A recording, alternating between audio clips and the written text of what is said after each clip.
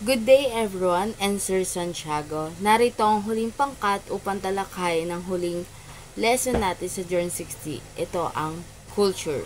Narito ako kasama ang aking mga grupo upang talakayin sa inyo ang nilalaman ng culture. Ang cultural hermeneutics ay ang pag-aaral kung paano natin naiintindihan at nabibigyang kahulugan ang kilos, paniniwala at gawin ng iba't ibang grupo o kultura. Isa itong mahalagang bahagi ng etnografiya o ang siyentipikong pag-aaral ng mga kaugalian ng mga tao. Si Clifford Geertz ay isang kilalang antropolohista ang nagpakilala ng thick description kung saan sinusubukang ipaliwanag ang kahulugan ng mga ginagawa ng isang grupo mula sa pananaw ng mga kasaping ito o ang tinatawag natin na insider's perspective. Halimbawa na lamang ay, bakit nga ba may tattoo o piercing ang mga kabataan? Para sa panlabas sa pananaw, dahil ito ay sikat, uso, aesthetic, at para naman sa mga panloob na pananaw, dahil siguro nais lamang nilang i-express ang kanilang mga sarili sa pamamagitan ng pagpapatattoo. Sa kabaligtaran, ang thin description ay paglalarawan lang ng kilos nang walang pagpapaliwanag kung ano ang ibig sabihin nito sa mga gumagawa. Hermeneutic circle naman ang isang proseso ng paulit-ulit na pag-unawa sa pamamagitan ng konkretong obserbasyon at malalawak na interpretasyon. Sa konteksto ng kultura, kailangan nating lumipat-lipat sa pagitan ng panloob at panlabas ng mga pananaw. Layunin nito na mas maintindihan ng mga outsider ang kahulugan ng mga kilos sa loob ng isang kultura. At ano naman ang cultural interpreter? Ito ang papel ng isang tagapag-ugnay o tagapagsalin. Ginagawa niya ang kahulugan ng mga gawin ng isang grupo na maintindihan ng mga hindi kabilang sa kulturang iyon, habang iginagalang pa rin ang pananaw ng mga miyembro nito. Ano nga bang ethnography? Isa itong pag-aaral ng kultura ng isang grupo sa personal na paraan. Hindi lang ito basta tanong-tanong. Ikaw mismo, mararamdaman mo yung buhay nila. Parang sinasama mo yung sarili mo sa mundo nila. Lyle Crawford said, "I'm an expert of something I only verified." Meaning, kahit expert ka, damay pa rin ng feelings, doubts, at sariling karanasan mo. For example, kung pinag-aralan mo ang kultura ng mga jeepney drivers, hindi sapat na tignan lang sila. Sasama ka mismo sa biyahe nila, makikipag-usap ka, mararamdaman mo ang pagod at doon mo mas maintindihan ang mundo nila. For next slide is ethnographic terrorizing, 4-part process ni Carbo and Hastings. First ay ang basic orientation. Getting to know the subject. Una, kilalanin muna kung ano ang subject mo. Tapos, tanungin mo rin sarili mo, ano ba ang assumptions ko sa culture na to? Halimbawa, gusto mo pag-aralan ng mga K-pop fans sa Pinas. Baka una mong akala, fan lang sila, okay lang yan.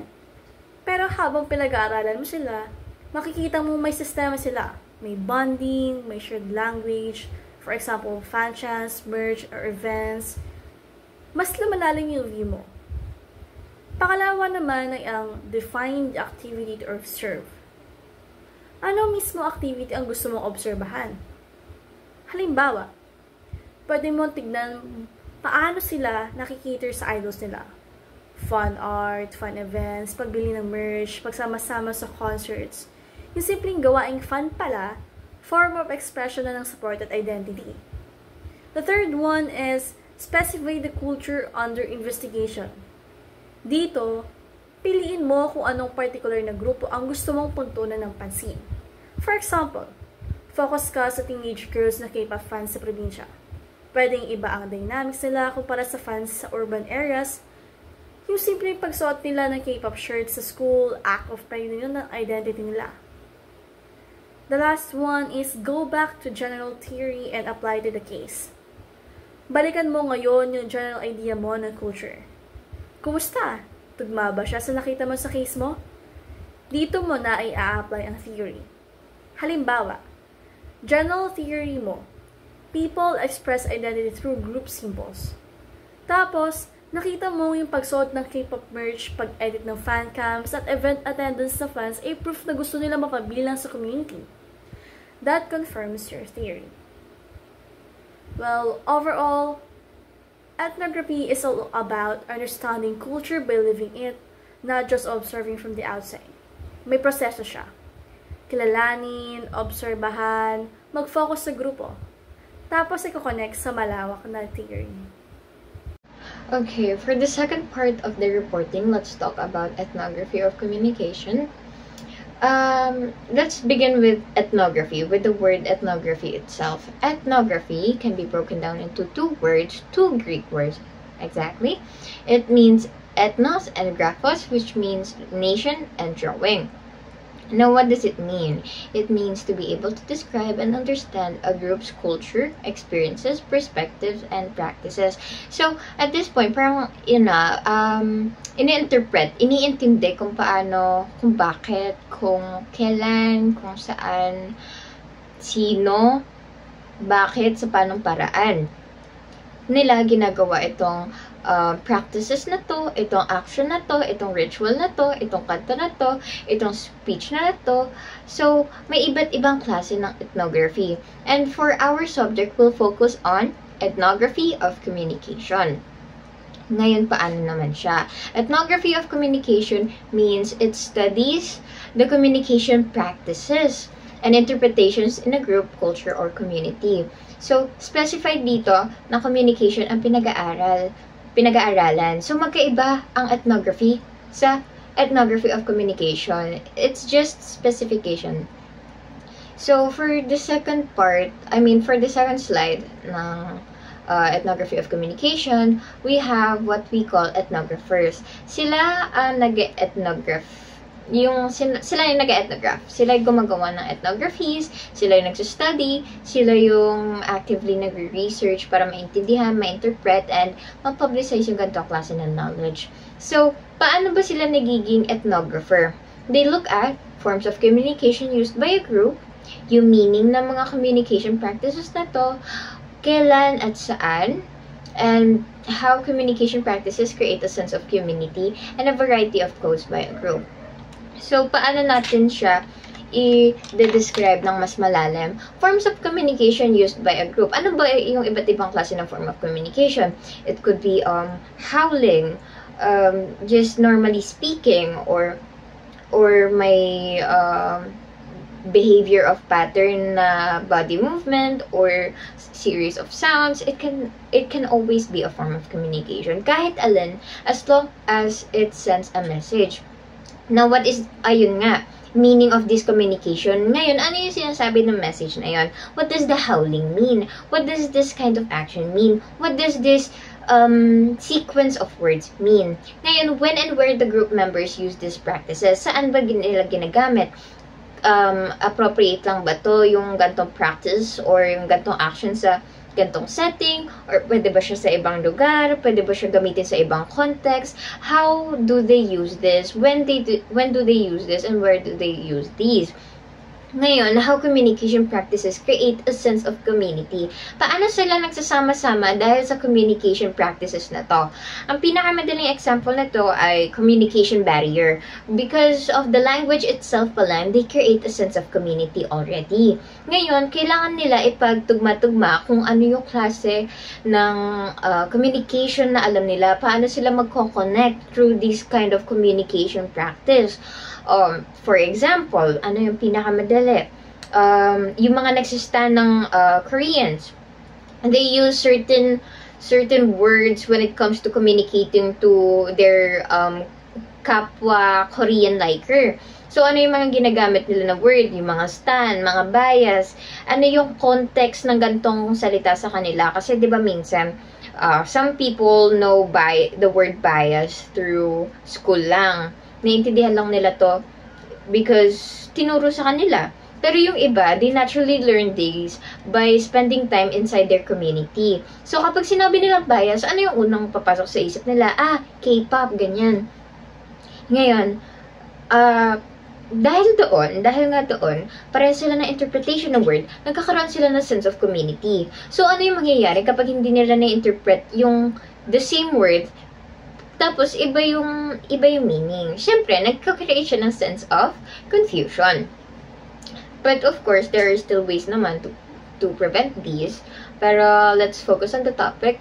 So we have number 5, variety of codes used by a group. So para lang siyang number 1, forms of communication, yung iba't ibang code. So it's codes are kapag mas malalim mo siya, it means this certain word, this certain belief, this certain practice or this certain sequence of words, it has different kinds of meaning. A variety of codes used by a group. For example, women. So, if you guys know this, nag-trending sa TikTok. It's about eye contact. Ngayon, ano yung ibig sabihin ng iba't ibang eye contact? So, kapag babae sa lalaki, hindi nila gets, pero the girls knows. So, ayun nga, let's talk about yung TikTok video na yon. Itong si girl, gumawa siya ng TikTok, and pinapakita niya yung iba't ibang signs with the eyes only. Nung pinanood ng mga boys, they couldn't understand. They don't have enough experience. They don't have enough context what's behind these eye contacts. But the girlies, they know. So, ano yung ibig sabihin ng wide eye? Ano ibig sabihin ng relaxed eye? Ano ibig sabihin ng ganito ganyan? So, there's a variety of codes kahit na isa lang yung instrument, isa lang yung paraan na ginagamit nila. So, proceeding, let's talk about the founder naman of ethnography of communication. It's Del Hymes. So, Del, like the brand, and Hymes, like the chimes. Okay? He founded ethnography of communication kasi formal linguistics is not enough. Kasi it's just linguistics. It's very formal. Unlike ethnography of communication, wherein you tackle different kinds of communication talaga. You tackle different kinds of culture, timeliness. Ayun nga, pagka-universal siya. Ang formal linguistics lang kasi, as you can read from the name itself, it's formal. So, they have this very fixed viewpoint when it comes to linguistics, when it comes to communication. Pero, kapag sinabi nating ethnography of communication, ito nga yung naging curious si Del Hymes, paano nagiging ganito yung context? Paano yung nagiging ganito yung mode of communication nila? Paano nila na-develop to? At ano yung interpretation nila during this time? So, he claimed that cultures communicate differently, which is tama naman. We have different kinds of culture. But all of it shares a certain requirement that makes it fit the criteria that this thing is a culture communication. So, first, we have the shared code. This is, ayun nga, yung action, word, anything that has a message that can be interpreted in a lot of context, in a lot of situation. Ito yung shared code. And communicators who know and use the code, the channel, the setting, the message form, the topic, and the event created by transmission of the message. So, ano yung event created by transmission of the message? This is just the effects. Okay? This is just the outcome ng communication na yon. So, we know we have different kinds of model of communication, and lahat sila ay pasok dito sa requirement na naisip ni Del Hymes. So, let's proceed with speech community and Hymes' heuristic model for analyzing speech. So, let's talk about speech community first. Of course, it's just the community. Okay? From the word itself, community. Pero what unites them? It's their mode of speech. It's speech itself. That's why it's speech community. So, this is the concept that became the centerpiece of the ethnography of communication. Bakit siya yung centerpiece? Why couldn't it be the message? Why couldn't it be the transmitting? Why does it have to be the user? Why does it have to be the community? Kasi po, sila yung nag-invento, sila yung gumawa ng context nito. Sila yung nakakaintindi, sila nakaka-interpret. Sila yung dahilan kung bakit nila nagagawa yung pag-ethnograph sa community na to. So, they are the centerpiece. They are the subjects. They are the things that they have to look at, they have to observe, they have to ask, just to understand how. Kasi sila yung nagpa-practice mismo. So, ayun nga, to analyze speech, you have to be speaking. But speaking, hindi yung normal ng salita lang, but S-P-E-A-K-I-N-G. So, first we have scene and setting and scene. Okay. We have setting and scene. Ngayon, ano yung setting and scene? As we all know, it is the space, the time, and the place. Kung saan nangyayari yung eksena, yung pag-uusap. Now we have the participants. The participants are not just the listeners. They're not just the decoders. As long as they are interpreting, they encode, they decode, they interpret, they transmit, as long as involved sila sa communication, they are a participant of that communication. Ngayon, we have ends. This is the purposes, the outcomes, and goals. Basically, the objective of this speech event. Okay? Now we have the act sequence, form of specific behaviors in order in which they are presented. Sequence nga. So, paano yung act sequence? Paano yun? Now, picture a comic book. Okay? Ano yung scene, yung mga sequence ng bawat panel, diba? Paano sila nagkakasunod-sunod? Paano sila nakakagawa ng ganitong klaseng context just because of the scene? Kasi mahalaga pa rin talaga ang context in many situations. In a lot of situations. In all of situations, honestly. Now, we have the key. It is the indicators of the tone or spirit of the speech act. Yung tono. Yung paano ini... So, key. Keyboard. Diba? Keyboard, piano, basically. So, yung key, gumagawa siya ng low sound, gumagawa siya ng high sound. That is the same thing as the key here. Kung ano yung pinaparinig niya, ayun yung tono. Ayun yung key ng pagde-deliver nitong speech event. Ngayon, we have instrumentalities. It's the channel or media of interaction, medium of interaction. So, paano ba? Paano ba siya mas madaling tandaan? Instrument is kung paano inirelay yung message. Publicly, privately, sa loobin, sa labas, sa gantong klase ng mode, kunwari cellphone, online, or is it through VM, is it through voice message nga, video calls, text, chat. Okay, now we have the norms, the social rules for interpreting and producing behavior. Ano ba yung normally na nakikita mo kapag ganito? The easiest example for this one is kapag galit yung tao sa chat. Ano kapag galit yung tao sa chat? May period. Or, ayun nga, may period. Ano ba yung norms ngayon, like online nowadays? Kapag may period, ibig sabihin, may something, it's not usual, it's very formal, it's odd. So, ayun nga, so normally, kapag may period ang chat, it's taken as something na passive-aggressive or galit yung tao. Now, we will talk about the genre. The letter G, the last one. Genre naman is the type or class of speech. Ngayon, ano ang types or class of speech? We have persuasive, argumentative, etc. So, those are the kinds of speech. Ngayon, parang nakakalito siya when it comes to ends and genre. Yung E at saka G natin. Paano natin siya i-differentiate? Always remember that ends is the objective, the specific objective. Okay, for example, the objective of this speech is to inform people regarding sexually transmitted diseases. Ayun yung key. Pero ano yung genre? Kung ang objective niya ay mag-inform. Informative speech. So, let's talk about the other parts regarding Jerry Filson and the speech code. Ayan, may iba't iba pa which will be taken by Diane Garciso. Ayan. Who is Jerry Philipson?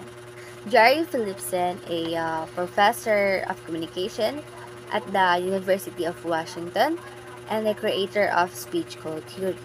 So, what is speech code or speech code theory? It defines a distinctive set of understanding within a culture and about what counts as communication. And then speech code theory is a kind of meshing into two different ways in understanding and communication. The meshes idea in linguistic and ethnography to find out what the speech codes among certain culture groups. So we talk about linguistics. So linguistic has talking about the particular way on people to how they talk, and all this goes on language. And measure that the idea of ethnography lives in particular cultures and selves. So the reason of that is you can understand the culture works without putting in your body. So speech code is a system of socially constructed symbols and meaning and rules pertaining to communication conduct. Philipson developed the two distinct culture, which is the Timsterville and Nakarema. So Nakarema means American. So the spell it backwards, and that's it. So Philipson, he observed and recorded the conversation of the people on how they talk. Now we know that we have the two distinct culture, which the middle class America and blue class Chicago neighborhood. And also Philipson ultimate goal was to develop a theory that explained the relationship between cultures and communication. He wanted to move from explanation to prediction, and he developed the proposition that to do that. So Philipson has 6 proposition of speech code that tells something about the relationship in culture and speech. So we have 6 proposition of speech code. First is speech code are distinctive. So there's a distinct speech code. Each of the culture has own way in understanding in what language is and what rule is, the meaning of the symbols, and what happened to communicate them. And for example is when you hanging out with our parents or go out with our friends, we uses the different speech codes in different setting. And also for example the manner and meaning of a greeting in Israel. And second is speech community will have multiple speech codes, or we call multiplicity. So multiplicity is any given speech communication, and multiple speech codes are deployed. We can employ dual codes that at the same time. And for example is when many students communicate on each other, we uses our simplest tone and notes. But when we communicate to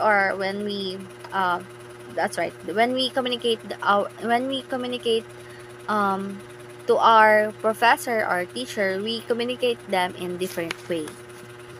And next is the speech code constitute a speech community own sense on how to be a person, how to connect with other people, how to act or communicate within the group. And for the example is to be a member of social group, to know the slangs and vocabulary. So us, we have to learn their culture. We have to learn and how they talk and how they the manner. That's it. Speech code guide what communicators experience when they interact with one another. For example, social media users with emoticons. And also, speech codes are not separate entities but are embedded in daily speech.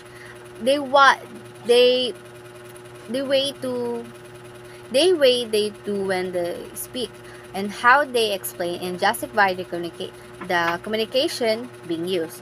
And the last is speech codes are powerful. In moral judgments are made about whether individuals and groups communicate properly and make appropriate use of cultural communication forms. Donna Carba, another significant theorist in the ethnography of communication in tradition, and suggests that ethnography functions to uncover at least three aspects of culture. So first is to discover the type of shared identity in a cultural community. Second is to uncover the shared meanings of public performances seen in the group.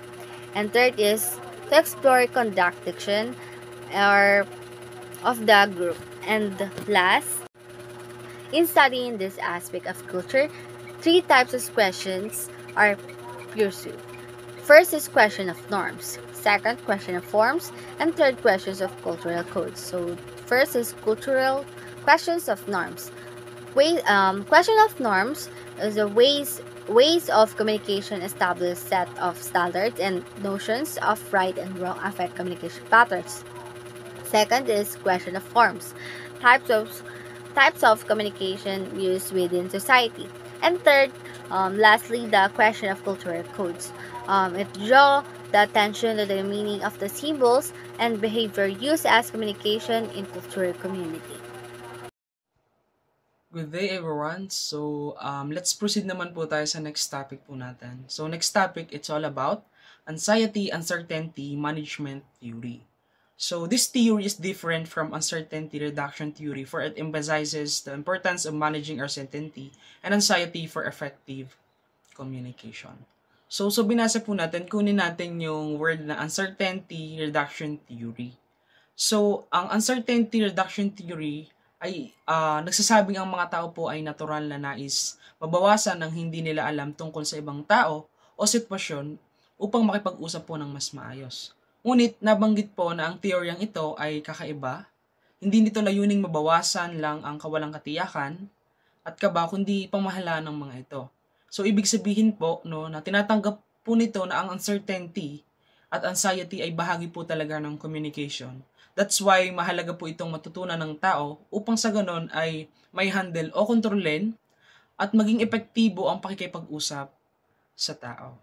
So, nasabi naman po dyan ni William Godicost na ang pakikipag-usap po sa mga tao mula sa ibang kultura ay mayahalin tulad po natin sa pakikipag-usap sa isang estrahero o hindi kilalang tao.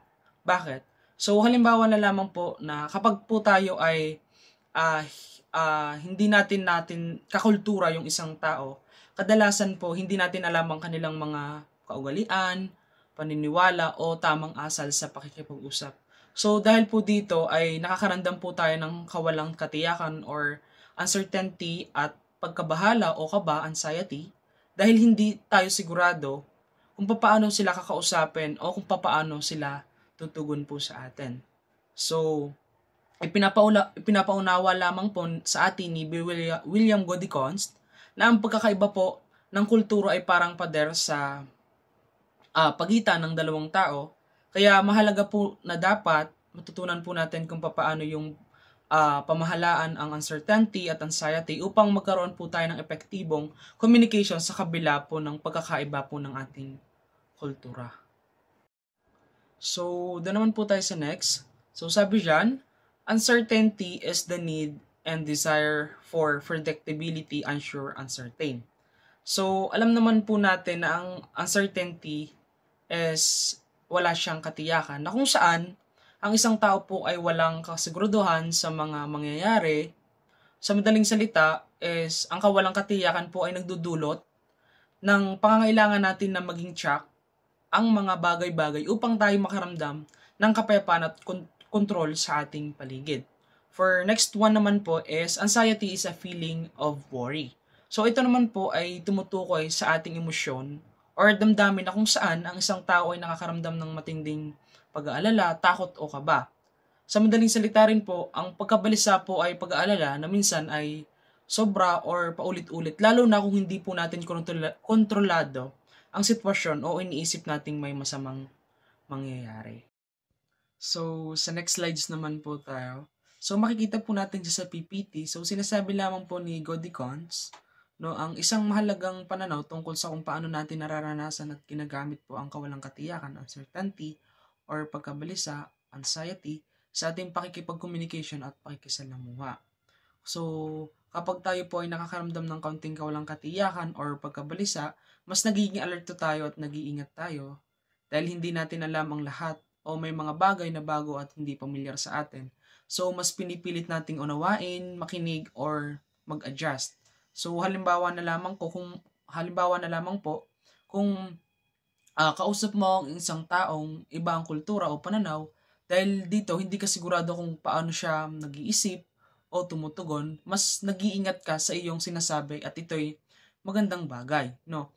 And ngunit, ayon po kay Godicons, no, kailangan din po ay nasa tamang balanse lang ang antas ng kawalang katiyakan at pagkabalisa. So, makikita naman po natin dyan sa PPT, no, meron po tayo dyang high and thresholds of uncertainty and anxiety. So, hindi ko na lang po pabasahin, so i-explain ko na lamang. So, kapag daw po tayo ay nakakaramdam ng pagkalito or hindi sigurado o takot o may lumampas na sa antas ng kaya mong kontrolin, nawawala na ang iyong tiwala sa sarili. Dahil dito, nag-aalinlangan kang magsalita, makipag-ugnayan, or ipahayag ang iyong iniisip. So, halimbawa na lamang, isipin mong kailangan mong magsalita sa harap ng maraming tao sa wikang hindi ka bihasa. So, kung sobra po yung kaba mo or wala kang katiyakan sa nararamdaman mo, maaari mong sabihin sa sarili mong baka magkamali ka or hindi ko kaya ito. So, dahil doon, iiwasan mo na lang ang pagkakataon kaysa subukan na lamang kaysa mahirapan. So, ganun yung nararamdaman natin.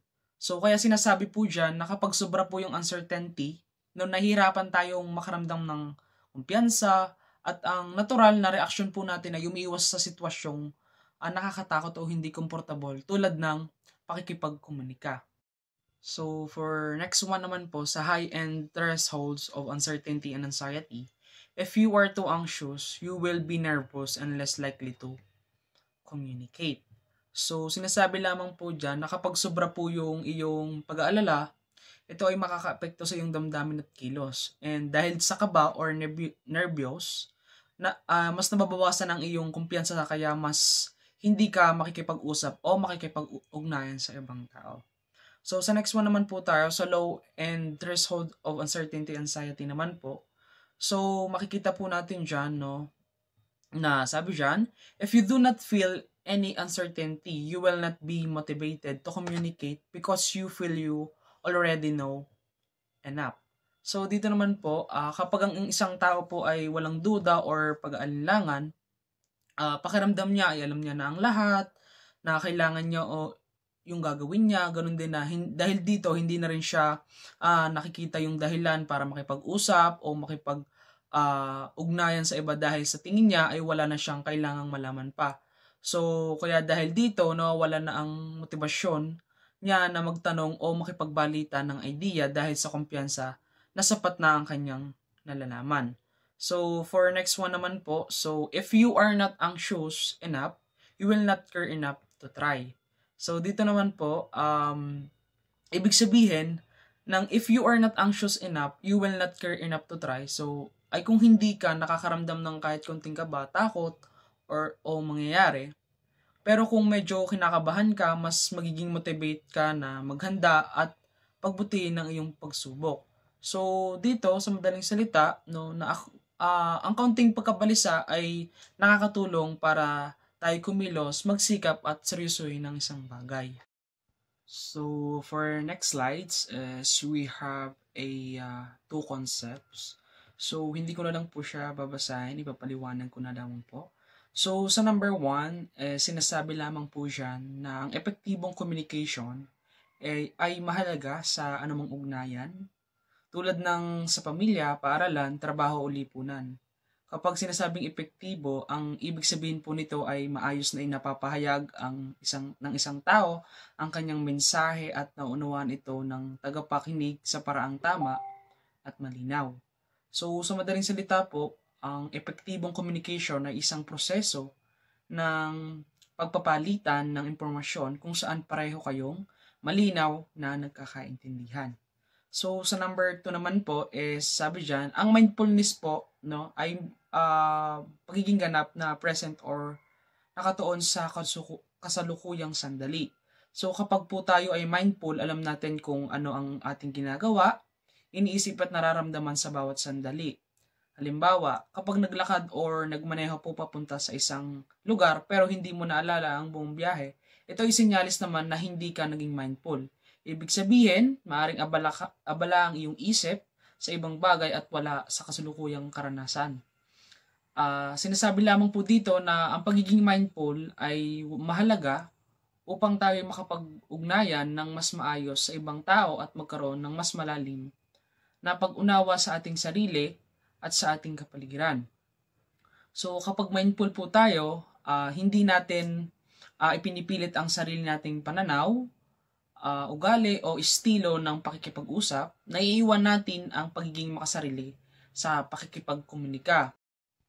So, dagdag ko lamang po doon sa pagiging mindful din po is, ang pagiging mindfulness ay nagbibigay daan din po sa mas maayos, magalang at epektibong communication sa kabila ng pagkakaiba-iba ng mga tao. Then, sa PPT, makikita rin po dyan, sabi dyan ni Godicons, says that AUM is influenced by factors including group identities, connections with strangers, and cultural variability. So, yun lamang po. And proceed po tayo sa next discussion. Hindi ko na po babasahin ang bawat kahulugan, bagkus papaliwanag ko na lang po kung ano po ang mga ito. Kapag first time mong makipag-communicate sa taong galing sa ibang kultura, posibleng makaramdam ka ng kaba o pagkalito. Pero habang lumalawak naman ang karanasan mo, mas madali mong ma-adapt ang differences at magiging komportable ka. Ang AUM theory ay nagbibigay ng 5 dimension para mas maintindihan natin.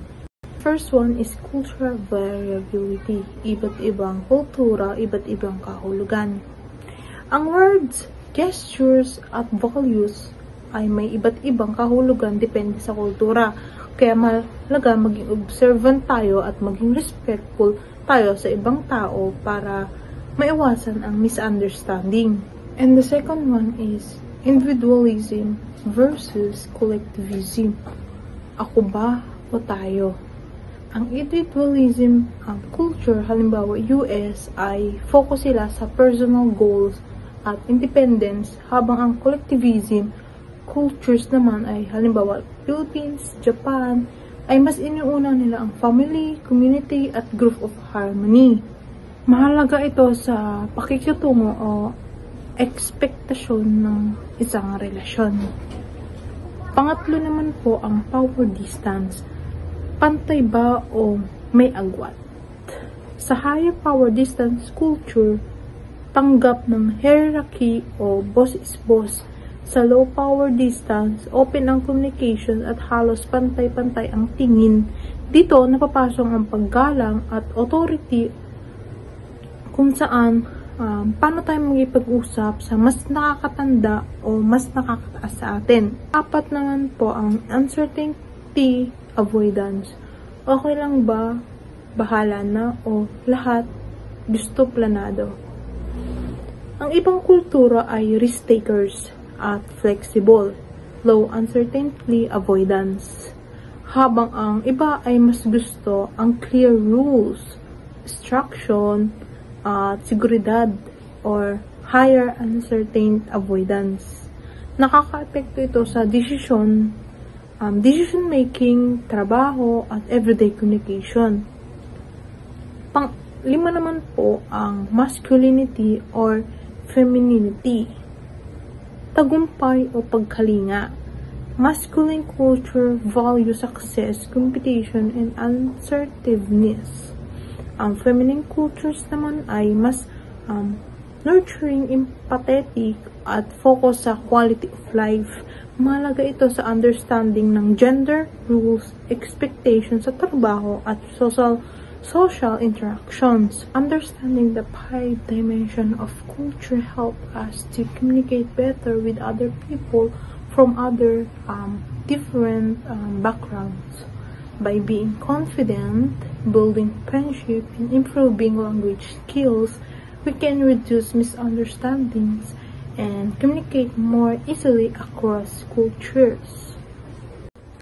James Newlips expand the AUM theory by determining if communication apprehension and ethnocentrism is related to uncertainty reduction and communication satisfaction. In the conclusion of his study, he found that it is negatively relation to uncertainty reduction of communication satisfaction. Ibig sabihin, kapag mataas ang takot ng isang tao o ethnocentrism, mas mababa ang kasiyahan o nababawasan ang linaw sa komunikasyon ng bawat isa. Communication apprehension is a tendency to fear about communicating to others. Halimbawa ako, kinakabahan ako sa tuwing may recitation sa klase. Kahit alam ko yung sagot, natatakot pa rin ako na magsalita dahil baka magkamali ako o pagtawanan ako ng iba. Ito po ay isang halimbawa ng communication apprehension. Ang ethnocentrism naman po is the inherent belief in the superiority of one culture. Kunwari ako, paniniwala ko na ang kultura ng mga Pilipino ang pinakamahusay sa buong mundo. At iniisip ko na mali o mababa ang pamumuhay ng ibang lahi. Ito po ay parang ayaw mong subukan o ayaw mong tanggapin ang kultura ng iba. Ito po ang bahagi ng ethnocentrism. So, let's talk about the developmental model of intercultural sensitivity. Doon tayo sa 6 na stages model na ginawa ni Milton Venel. Nahati ito sa 2. Ang una ay ethnocentrism at ang pangalawa ay ethno-relativism. Doon muna tayo sa ethnocentrism. Ano nga ba ang ethnocentrism?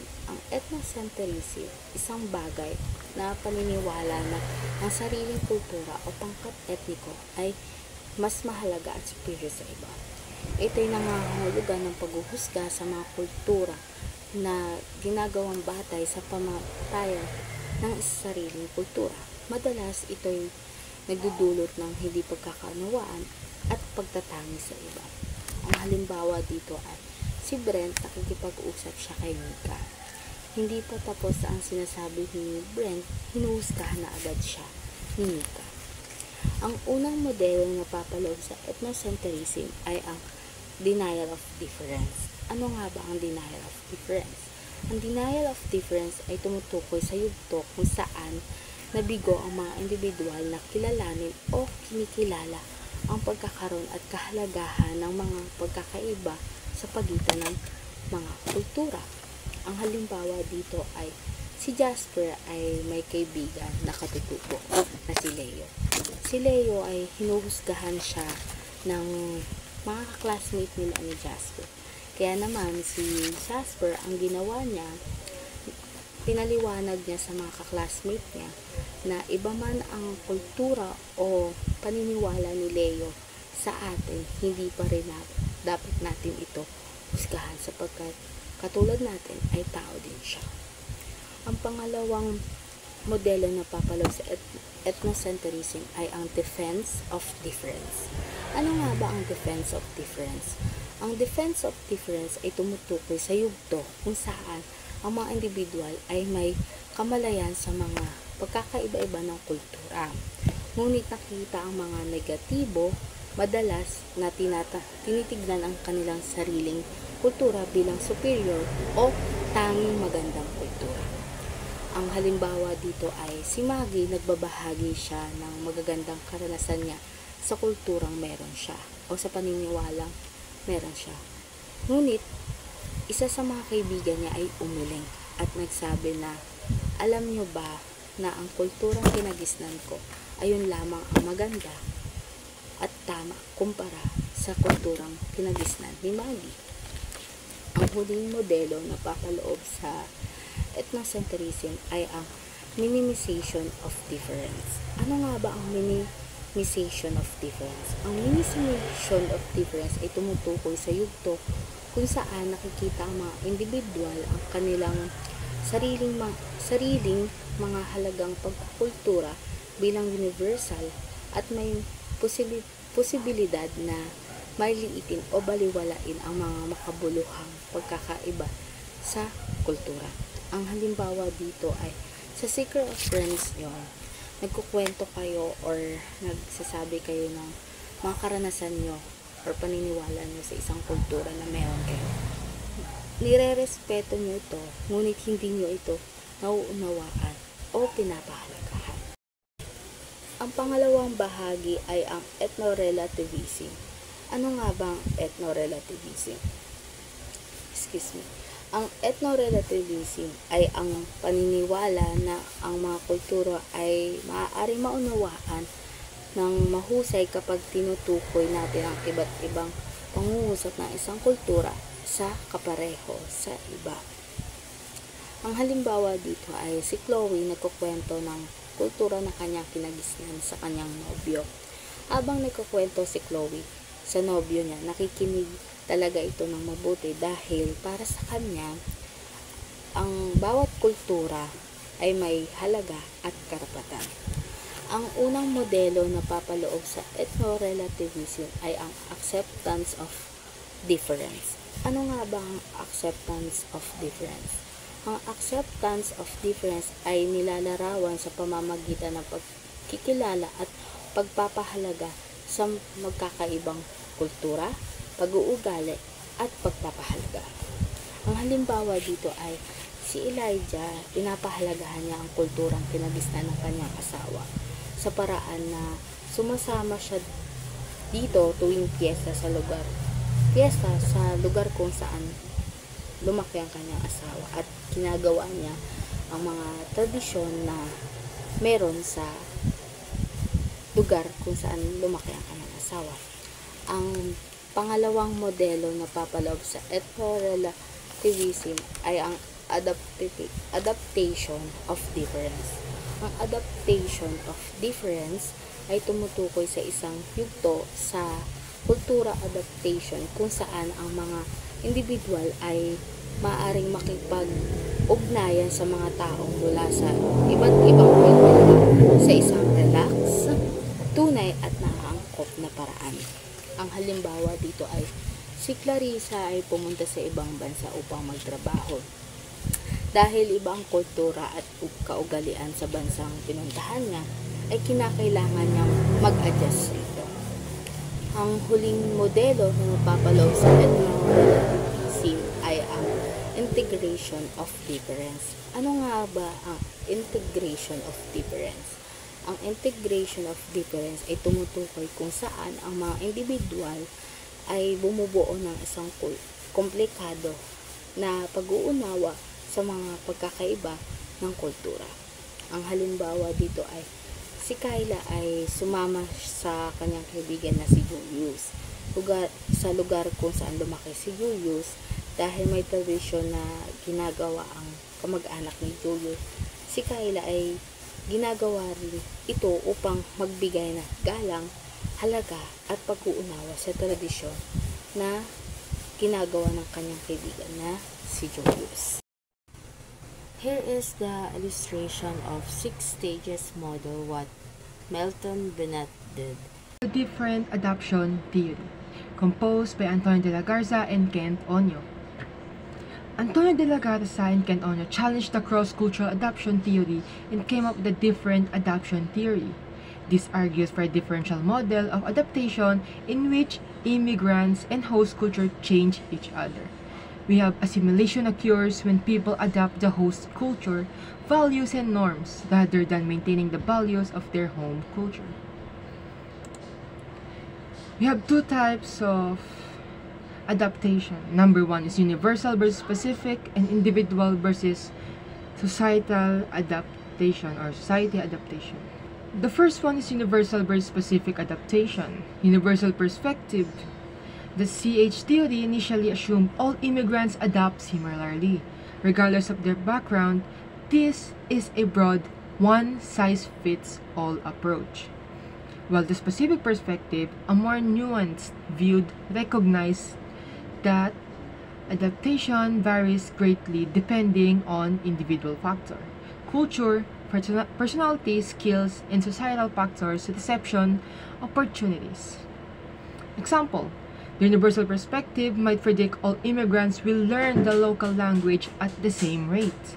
The specific perspective would acknowledge that language acquisition depends on factors like age, prior language learning, and the availability of language support. Number two, we have the individual versus societal adoption. Number one is the one-way adoption. CH theory initially suggested societal solely shapes the immigrant to the immigrant. Two-way adoptions. De la Garza and Onyo's critique highlights that immigrants don't passively adapt. They don't adapt passively. They also influence and change the society they join. Now, next one is for the diffusion of innovation theory. It says here that every orders related dissemination to the process of social change that consists of invention, diffusion, and consequences. Explain how new ideas, technology, and information are disseminated and change society. We have here applying research. In here, turning research into practical tools for agencies to spread new things.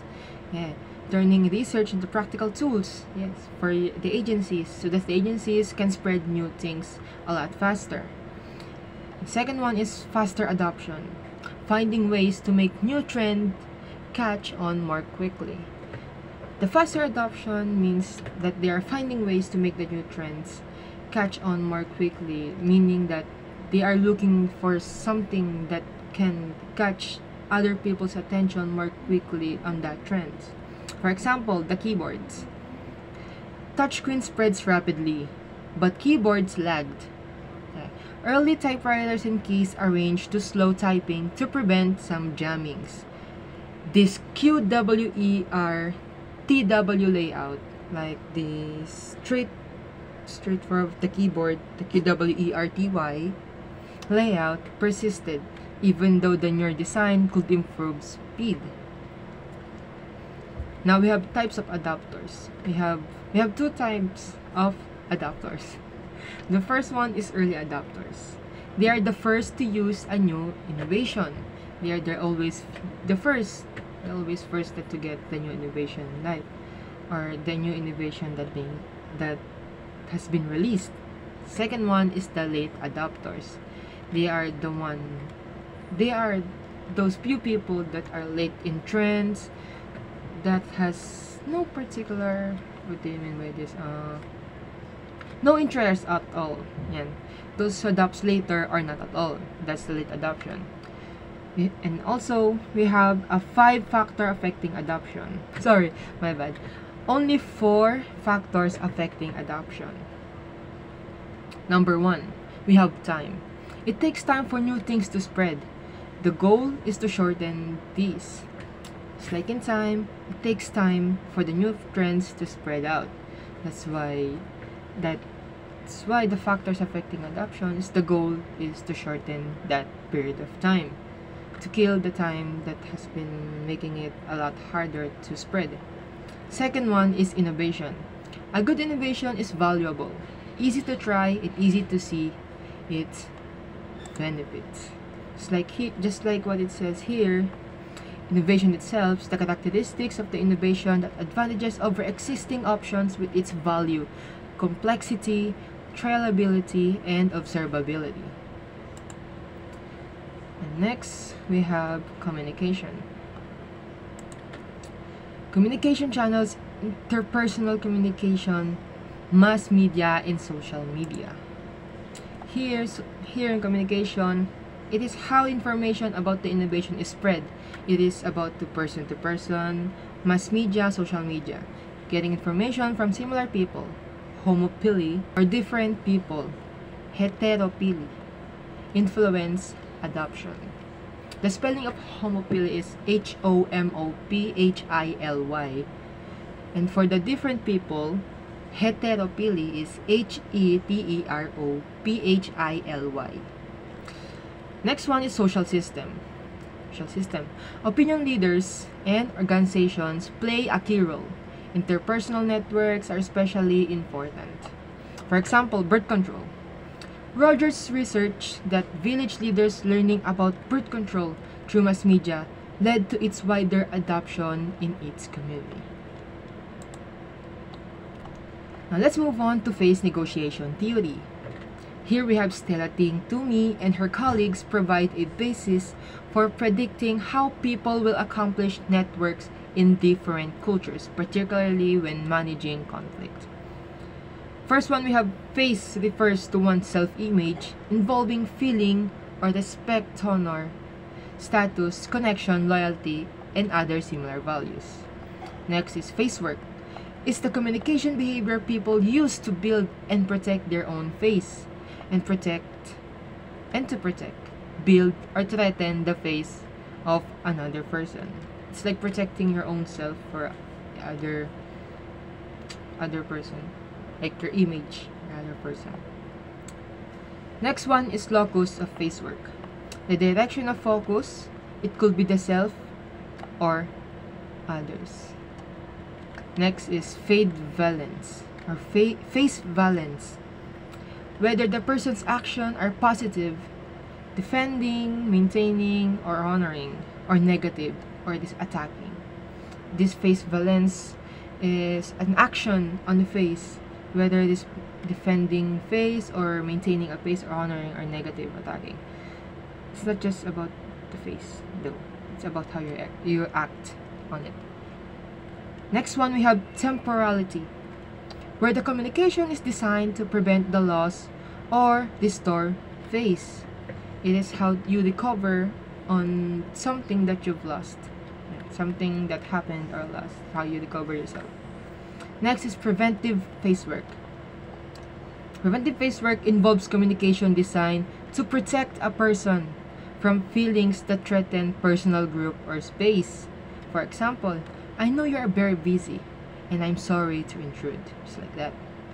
Next is the restorative face work. Restorative face work is designed to build one's face after loss has already occurred or after that loss has been happened or happened. For example, you are a great friend and I'm sorry I said that. I didn't really mean it. That is the example of restorative face work, or how you would say it to your companion or other people. Now we have 3 face threats. Number 1 is competition. Number 2 is anger or disconfortation. Number 3, conflicting values, opinions, or attitudes. It says here's FNT focuses on the locus of face and how it mediates the influence of cultural and individual variables on conflict styles. It refers to a general approach for managing conflicts. Number 1 is competing. Low concern for other goals and high concern for own goals. Competing, you have a low concern to the other's party or the other's goal.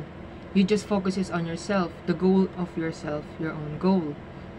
Number 2 is avoiding. Low concerns for both types of goals. Yes, that is avoiding. You're avoiding your goals, the other goals, and the other goals around you that you need to do. That's how you avoid it. Number 3, accommodating. High concerns for other goals, low concerns for own goals. Here in accommodating, you have more concerns about how the other party or how the other individual focuses on their goal, or what do you call this? Progresses. How the other individual progresses in her goal, and not even minding, or maybe minding a little bit of your goal, like making it a second choice. For the 4th one is compromising. Moderate concerns for both goal. You're just, asking or giving an advice to each party you have, or like looking for them, whether they need help or not. And for 5, collaborating. A high concern for both goals. Collaborating. Here in collaborating, you prioritize, or you are looking forward on the both of parties or both of your companion on achieving both of your goals. You are helping him and also yourself the same way as yourself to progress both of your goals. Now, for the next part, we have 3 level of factors that will be discussed by Miss Pascual. So, there are 3 levels of factors that influence the strength of self and other face concern. Number 1 is cultural level, individualism, collective. So, cultural level refers to the values and priorities of a society, particularly in the context of individualism and collectivism. Individualistic cultures prioritize personal freedom and self-reliance, often valuing individual goals and achievement. Collective cultures emphasize group harmony, independence, and community needs, prioritizing family or social goals over individual desires. This fundamental difference influences various aspects of life, and from relationship and decision making to community dynamics and social interaction. So, number 2 is individual level, self-control. Self-control, defining themselves through personal traits, abilities, and achievements, and emphasizing autonomy and self-expression.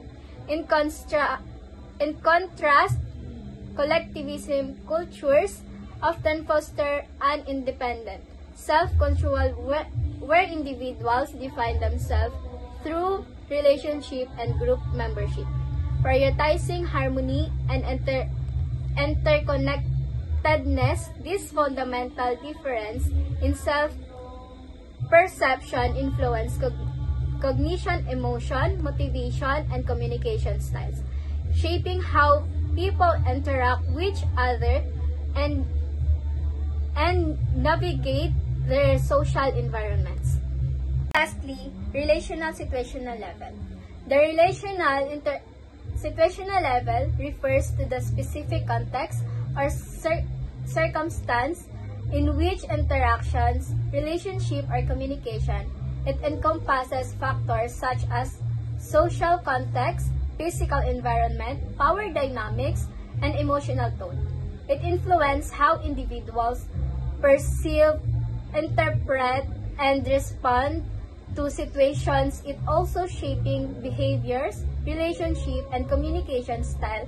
Of importance of considering the situation when understanding human interaction.